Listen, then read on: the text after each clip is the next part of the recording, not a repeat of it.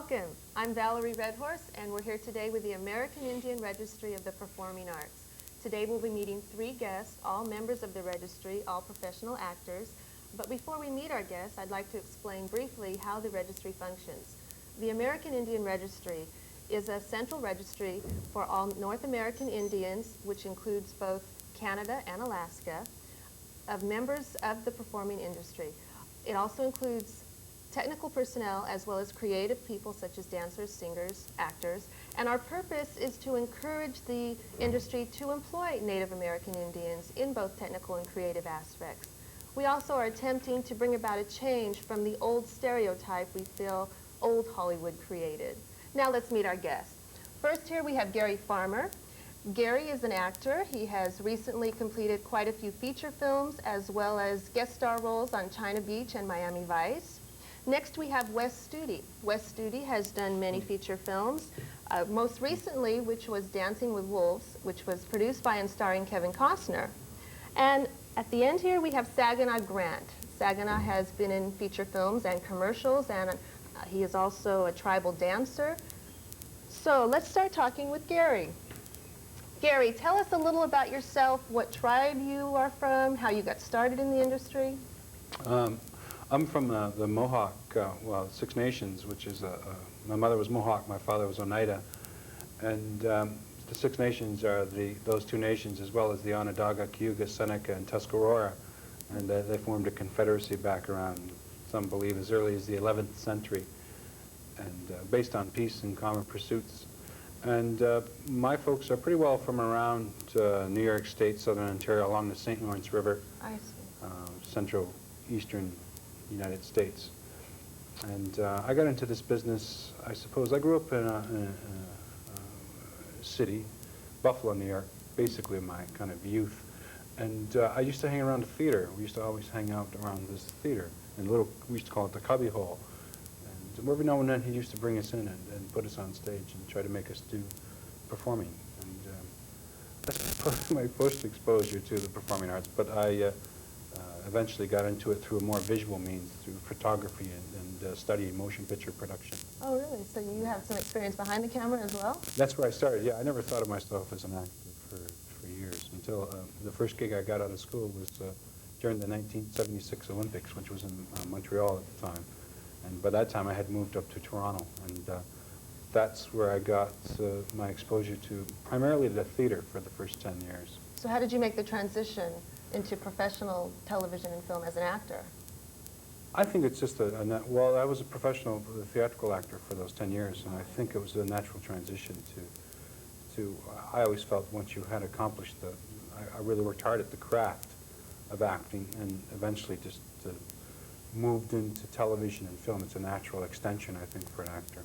And do you see a big difference between Canadian performing arts as opposed to Southern California? Well, I think the Native community up in Canada, Toronto, has been a bit more beneficial. The government, of course, is a bit more socialistic, so right. It does tend to develop the arts. There is more government monies available for professional companies. So most of the actors up there are paid. You get kind of a salary. The union is relatively, all right. So you can move into a professional acting circumstances much easier than you can here, especially for a theatrical actor, which right. I think is my strong point. Oh, well, good. Yeah. All right, thank you, Gary. Let's move on to Wes. Wes, tell us a little about yourself, what your background is, where you're from, your tribe. Well, I'm from eastern Oklahoma. That's where the larger part of the Cherokees come from these days. I got started in acting around, well, actually, people have told me, you've been acting all your life. And then in high school, the very first thing I ever did was do you remember that song, Bobby Pickett, I think it was the guy, Monster Mash? Oh, yeah. Monster Mash, he did the mash, monster. You know that one? Well, a bunch of us students got together and we acted it out, and there was the big hit of the senior, whatever Senior presentation was, you know. And then I forgot about it totally, went about my life as a regular, you know, person for many, many years. And then around the early 80s, I went into the circumstances where I needed something to do, and it turned out to be theater. You know, it provided me with something I needed at the time, a diversion. And then Was that here or in no, Oklahoma? no, this was in Oklahoma, and actually it was kind of a heyday there in Oklahoma for Indian theater. It was really building up, and there's a production company there called the American Indian Theater Company, and they were training people and to a culmination, I felt like, in 1984, where they did this, or we did, excuse me, this production called Black Elk Speaks. It was a huge stage production, especially for a town like Tulsa, you know. I mean, it was a big, big event. And I was a part of that. Do you and dance and sing in something like that, as well as act? Well, I myself, personally, I only acted there, but there was, yeah, there was plenty of singing. It's more like a pageant kind of a presentation with plenty of story. You know, there's plenty of story to it. But that's when I discovered that other than enjoying it to the max, well, I could, maybe I could make a little cash at it too, you see. And so after that, well, I had a few other opportunities and seized upon them, and, you know. Tell us a little about Dances with Wolves. I've heard a lot about it. It's supposed Dances to be a with Wolves. I wonderful think it's film. going to be quite the picture, so we'll all run out and see it when it comes out. No, it was done in the state of South Dakota, mainly. And I think the story is, at first, when I first saw the script, I said to myself, oh, this is kind of like another Man Called Horse. But then I started to read it, and it really, I think it really reflects the fact that there was a lot of tension going on between the peoples at the time and certain key individuals that are picked out in the film itself. They were very thinking individuals, you know. I mean, they were looking forward, and they had to live within this framework that they had, and they went about it in a very intellectual as well as a physical way. And the movie points that out, I think. And what is your part in? My part is I play a Pawnee. And at that point in time, the Sioux were moving east. They were actually being forced east by other people further east that were being pushed also, as well as the railroad coming through South Dakota. And so we were caught in between soldiers as well as the Sioux, which were both our enemies. And so, you know, between a rock and a hard place is what we were. So we Pawnee were like very desperate, you know. And the film, I think, will point that out, that there was hardly anything we could do, so we were fighting both ends, right? And of course we have to meet our demise also. And then that's what one great scene in that thing is where I do meet my demise. That took the whole Sioux Nation to blow me away, but you know, well, so I'm really sounds exciting. We're all looking forward to seeing that. Okay, now we have Saginaw Grant, and you have done War Party. Tell us a little about War Party, and then also your background and what tribe you're from. Yeah, my name is Saginaw Grant, and I'm from Oklahoma, a little town by the name of Cushing. And my experience in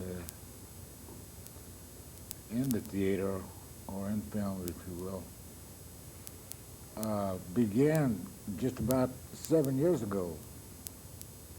Even in high school, I had no interest of becoming an actor or anything like that. I think I was a reindeer in a Christmas play one time or something like that, you know. You said, not for me, huh? Yeah. But I did a local commercial for a car dealership up in San Francisco, in the Bay Area. And someone seen it, and eventually I was approached to take a test, a screen test.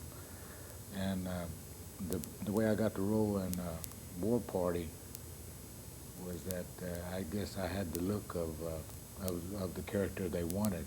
I play a character by the name of Freddie Manwolf, and it's a very I like the part. At the beginning, I guess when I was given the script, I didn't like the way they portrayed this one the character that I was going to play, because he's a drunk in the beginning. And this is another one of my projects, is that I do a lot of lecturing and speaking on drug and alcohol abuse. In fact, I've made some commercials especially for this with PSAs, and this is a big part of my spare time. I do a lot of lecturing to young people, or to whoever will listen to me. Right. I don't do it as a preacher or anything like that. I only go where I'm asked to come. Right, and you didn't like the portrayal of this particular character as a drunk? Yeah, at the beginning, but that was before I read the script, and as I went on into the script, I found out that the character that I play does have a small important role in there. The character, the man that's in there, is kind of one of the important characters. Well, you've hit on something that is a very current issue, actually. The stereotype of the American Indian in film and TV, and I think we've all experienced that. I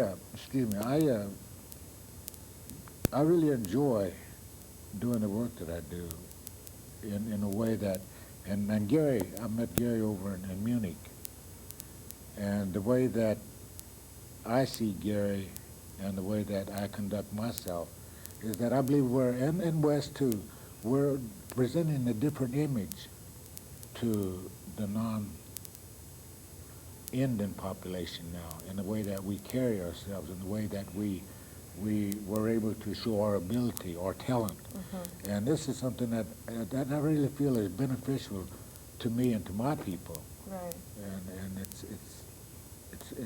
I think we waited too long, Mm-hmm. and now we're becoming to be recognized as talented people, as actors, as technicians, as camera people, as artists, or whatever we undertake to do. We're good at it. I don't say this in an egotistic way. No. I say that we dedicate ourselves to whatever trail that we choose to walk. Right. We're professionals, and Yeah. that's the bottom line. Yeah. Yeah. Let's come back to Gary. I'm interested to see if you've had any experiences along this line of the stereotype from the old days, and are we changing that? How have you been dealt with within your profession? My profession, I've always had to tell the horror story, it seems. I remember that first show I did was to try and tell the story of the Baytuck people in Newfoundland and how they were basically systematically killed, or there was a bounty on their heads. So those were the oncoming new people, the new world. And so to tell that story and yet keep it comical and entertaining has been my challenge as an actor. So I've always had to tell a lot of horror stories, and that's what I love about the theater, is that it often deals with truth. It tries to get to the truth of the issue. And whereas film and television always can try to evade it and kind of, it's a bit more of an image, or it doesn't deal with truth often. Nobody wants to hear the truth on television necessarily, so the theater I find much more honest, so you can approach those kinds of things.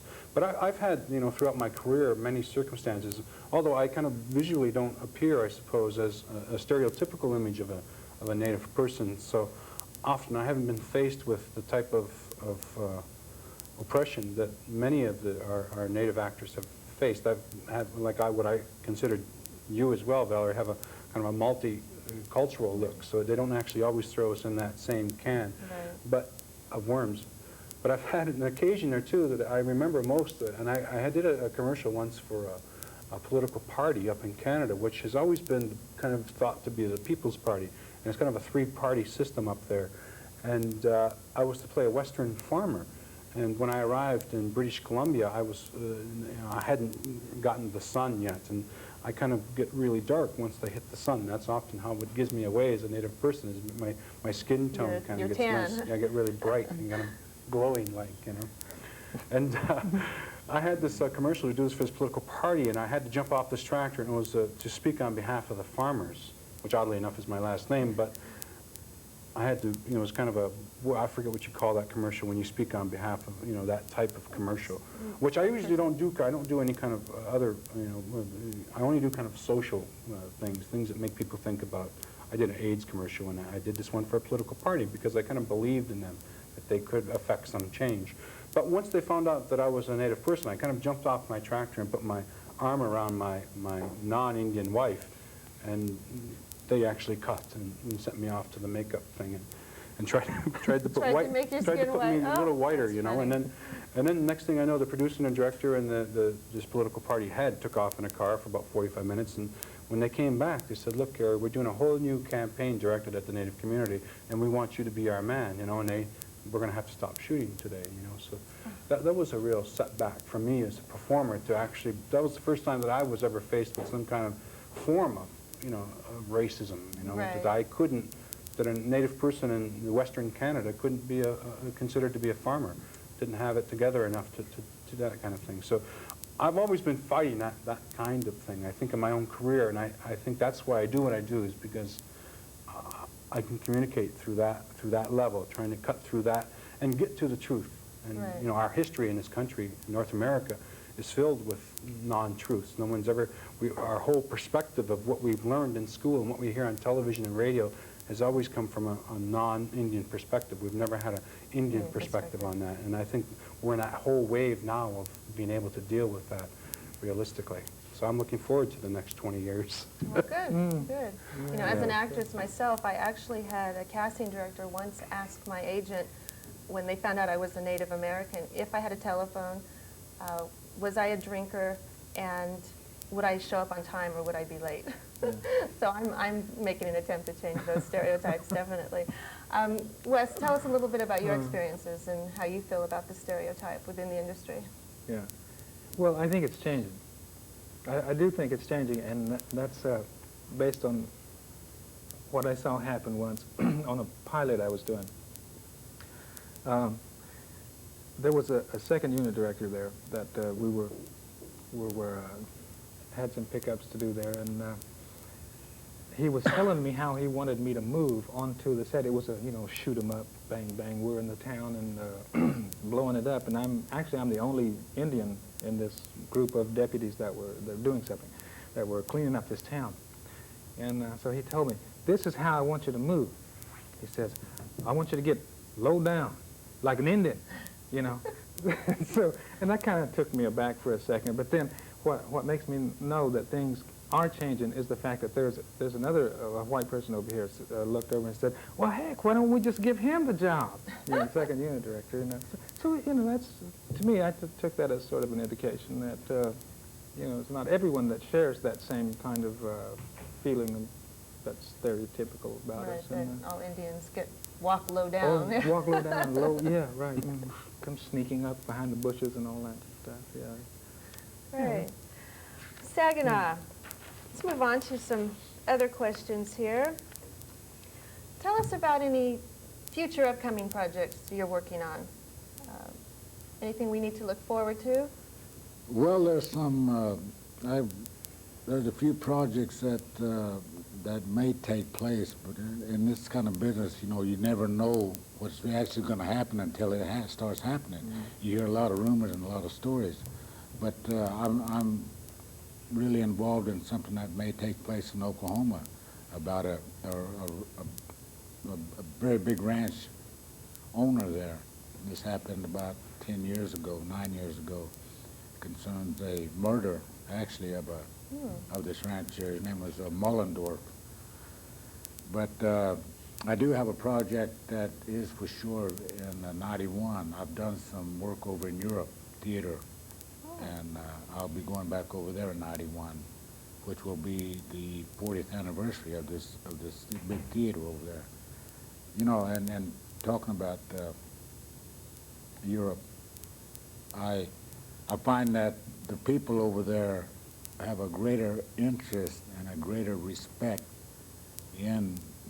towards the Native American. I think Gary can verify that. Because we were wined and dined really while we were there during the festival over there.